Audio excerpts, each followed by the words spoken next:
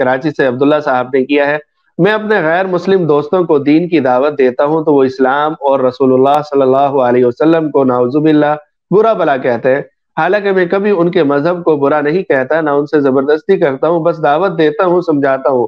وہ پھر بھی رسول اللہ صلی اللہ علیہ وسلم کو نعوذ باللہ برا بھلا کہتے ہیں، تو کیا پھر میں ان کو دعوت نہ دوں، دعوت دینا چھوڑ دوں؟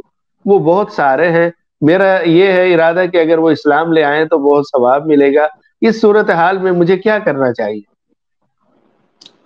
دیکھیں، جب کسی خاص ماحول میں بار بار دعوت دینے سے اگر وہ مسلسل بار بار گستاخی کرتے ہیں اسلام کو یا رسول اللہ صلی اللہ علیہ وسلم کو برا بھلا کہتے ہیں، تو پھر وہاں بار بار دعوت نہیں دینی چاہیے۔ بعض اوقات اس سے چڑ پیدا ہو جاتی ہے اور سامنے والا خواہ مخواہ پھر چڑ کر اس طرح کی باتیں کرتا ہے۔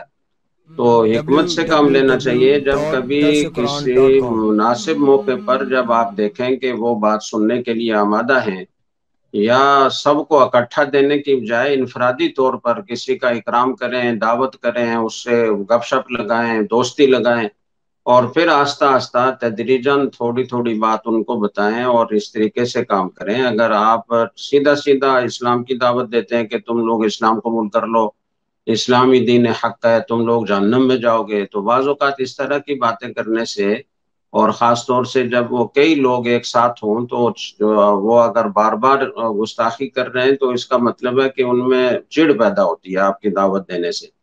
تو ایسی صورت میں پھر تھوڑا رک جانا چاہیے، اور اس اجتماعی طور پر ان سب کو دعوت دینے کی بجائے انفرادی طور پر تعلق پیدا کر کے دوستی لگا کر پھر آہستہ آہستہ تھوڑی تھوڑی بات بتانی چاہیے۔